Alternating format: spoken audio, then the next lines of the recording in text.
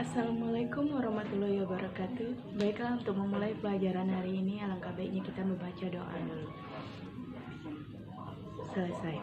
Selanjutnya, untuk materi hari ini, minggu lalu kita sudah mempelajari tentang ciri makhluk hidup. Kita akan melanjutkan ciri-ciri makhluk hidup dan sikap bersyukur. Baiklah, untuk kita memulai pelajaran hari ini. Tema 1, pertumbuhan dan perkembangan. Subtema 1, ciri-ciri makhluk hidup. Tujuan pembelajaran hari ini, siswa dapat memahami ciri-ciri makhluk hidup, siswa dapat menyebutkan sifat bersyukur. Nah, minggu lalu atau pelajaran sebelumnya, kita sudah mempelajari ciri-ciri makhluk hidup. Kita akan melanjutkan ciri-ciri makhluk hidup. Di sini yang akan kita bahas adalah ciri-ciri makhluk hidup. Itu salah satunya adalah membutuhkan makan dan minum. Makhluk hidup pada manusia, hewan, dan tumbuhan semuanya membutuhkan makan dan minum untuk bertahan hidup. Semua makhluk hidup juga membutuhkan makan dan minum untuk tumbuh. Kita contohkan di sini yang pertama pada manusia. Pada manusia, makanan yang baik untuk pertumbuhan adalah makanan yang bergizi dan seimbang agar tubuh mendapat energi untuk beraktivitas seharian. Pada hewan juga membutuhkan makan dan minum. Dan selanjutnya, makhluk hidup tumbuhan juga membutuhkan makan dan minum. Pada tumbuhan mendapatkan makanannya dari air yang kita siram. Contohnya di sini ada gambar salah seorang ibu menyiram tumbuhan, dan juga oksigen dan cahaya matahari.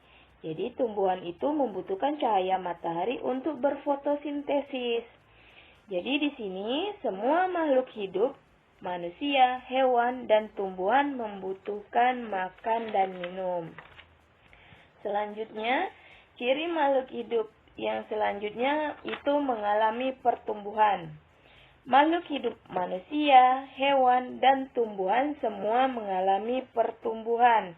Pertumbuhan atau tumbuh artinya ukuran tubuhnya bertambah. Bisa dari bentuk, badan, dan tinggi. Kita contohkan pada manusia. Manusia ketika baru lahir itu disebut balita dan akan tumbuh menjadi kanak-kanak dan selanjutnya menjadi remaja. Ketika itu selanjutnya akan berumur 20 tahun, 40 tahun, 65 tahun, dan 70 tahun atau bisa disebut lansia. Itu yang umurnya panjang. Dan selanjutnya pada hewan. Pada hewan di sini kita contohkan pada ayam. Ayam mulanya itu adalah telur ayam dan menetas atau mengalami pertumbuhan menjadi anak ayam. Selanjutnya menjadi pertumbuhannya ayam muda dan mengalami pertumbuhan lagi menjadi ayam dewasa. Disebut ayam dewasa. Dan selanjutnya pada tumbuhan. Tumbuhan di sini kita contohkan tumbuhan yang dari biji. Pertama dia ada biji dan mengalami pertumbuhan. Lama-lama pertumbuhan akan membentuk akar dan tumbuh satu daun mulanya dan selanjutnya akan banyak daun. Nah, itu mengalami pertumbuhan. Selanjutnya, salah satu ciri makhluk hidup yang terakhir yang akan kita pelajari di sini adalah makhluk hidup itu peka terhadap rangsangan. Dari gambar bisa kita lihat pada manusia akan peka terhadap rangsangan ketika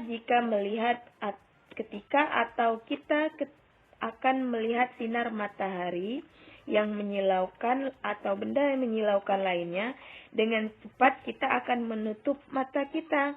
Nah, ini pergerakan yang seperti ini disebut dengan peka terhadap rangsangan. Itu pada manusia. Selanjutnya pada tumbuhan, kita contohkan tumbuhan putri malu.